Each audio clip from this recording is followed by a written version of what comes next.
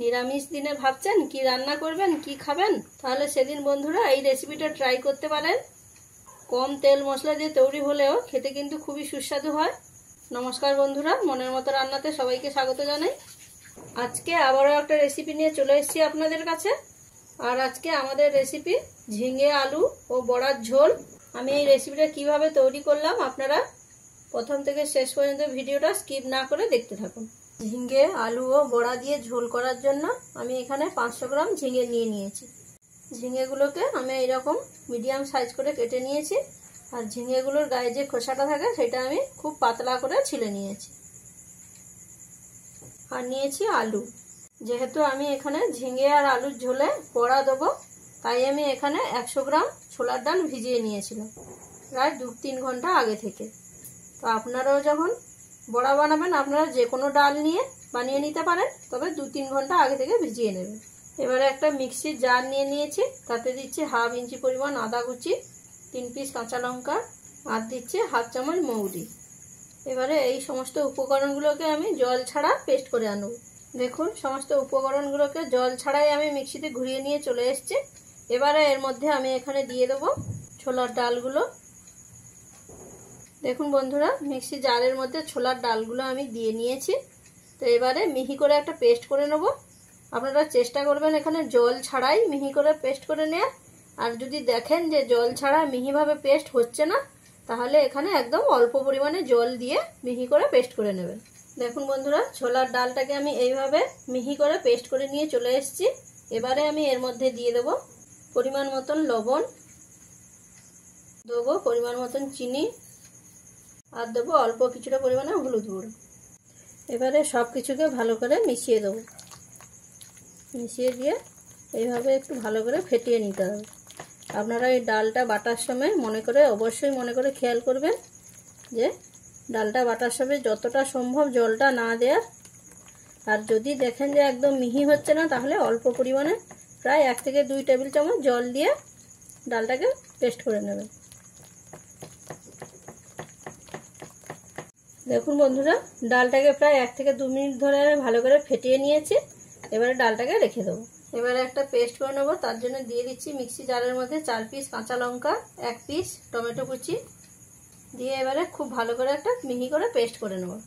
দেখুন বন্ধুরা, এবারে বড়াগুলো ভেজে নেওয়ার জন্য একটা কড়াইতে সরষে তেল নিয়ে তেলটাকে গরম করতে বসিয়ে দিয়েছি। গ্যাসের ফ্লেমটাকে একবারে মিডিয়ামে করে দেবো, দিয়ে বড়াগুলো আমি ভেজে নেব।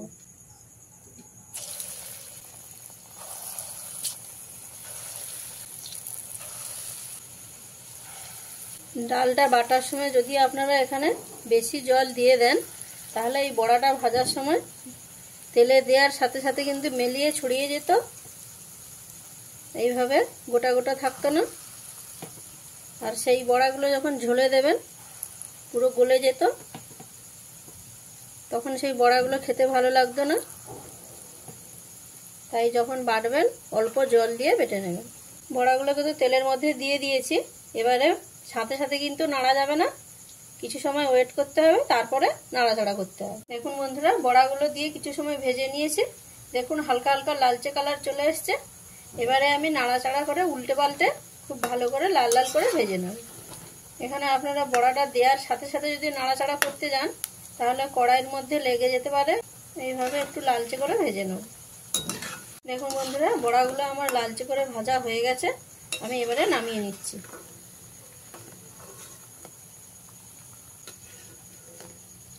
এভাবে বাকি বড়াগুলো আমি ভেজে নেব। এই বড়াগুলো ভাজা হয়ে গেছে, আমি নামিয়ে দিচ্ছি।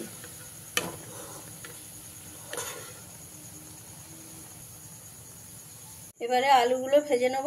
বড়া ভাজার তেলটা যেহেতু অনেকটা বেশি ছিল, তাই আমি কমিয়ে নিয়েছি। কমিয়ে নিয়ে এবার তেলের মধ্যে কেটে রাখা আলুগুলো দিয়ে দিচ্ছি। তার সাথে দিয়ে দেবো পরিমাণ মতন লবণ, দেবো অল্প কিছুটা পরিমাণে হলুদের গুঁড়ো, দিয়ে গ্যাসের ফ্লেমটাকে মিডিয়ামে রেখে আলুগুলো আমি ভেজে নেব।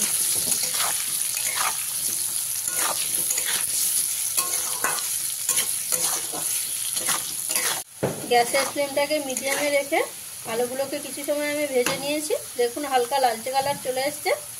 এবারে এর মধ্যে আমি দিয়ে দেবো কেটে রাখা ঝিঙেগুলো। ঝিঙেগুলো দিয়ে গ্যাসের ফ্লেমটাকে কিন্তু হাই ফ্লেমে করে দিতে হবে, মিডিয়াম থেকে হাই ফ্লেমের মধ্যে রাখলেই হবে।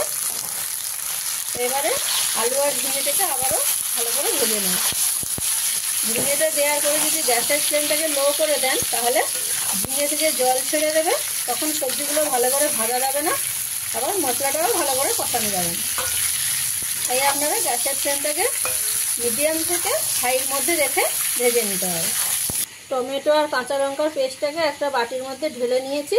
তার সাথে দিচ্ছি হাফ চামচ হলুদের গুঁড়ো, দিচ্ছি 1 চামচ কাশ্মীরি লঙ্কার গুঁড়ো, তার সাথে দিচ্ছি মিক্সির বাটি ধোয়া জল অল্প পরিমাণে দিয়ে ভালো করে মিশিয়ে দেবো। দেখুন ভালো করে মেশানো হয়ে গেছে। এবার আমি এটা রান্নায় ব্যবহার করব। গ্যাসের ফ্লেমটাকে মিডিয়াম থেকে হাইয়ের মধ্যে রেখে ঝিঙে আর আলুটাকে খুব ভালো করে ভেজে নিয়েছি। এবারে আমি এর মধ্যে দিয়ে দেবো মশলার সেই পেস্টটা। এবারে মশলার পেস্টটাকে নাড়াচাড়া করে খুব ভালো করে কষিয়ে নিতে হবে, যতক্ষণ না পর্যন্ত মশলা থেকে তেলটা ছেড়ে দিচ্ছে ততক্ষণ ভালো করে কষিয়ে নিতে হবে। মশলার পেস্টটা দিয়ে কিছু সময় কষিয়ে নিয়েছি। দেখুন বন্ধুরা, মশলা থেকে পুরো তেলটা ছেড়ে দিয়েছে।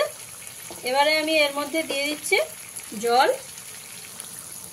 আমি এখানে গরম জল দিচ্ছি, আপনারাও যখন রান্না করবেন গরম জলই দিয়ে নেবেন।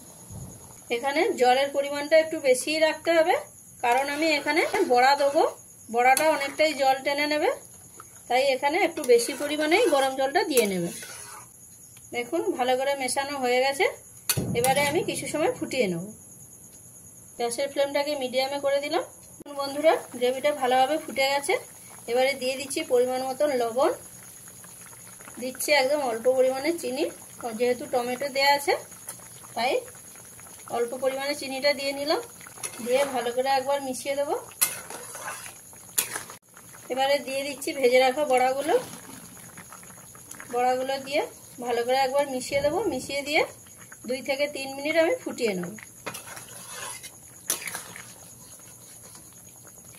বড়াগুলো দিয়ে 2 থেকে 3 মিনিট আমি ফুটিয়ে নিয়েছি। এবারে গ্যাসের ফ্লেমটাকে অফ করে দিলাম, দিয়ে ঝোলটাকে আমি নামিয়ে নিচ্ছি। কড়াইটা পরিষ্কার করে আবারও বসিয়ে দিয়েছি, গরম হয়ে গেছে।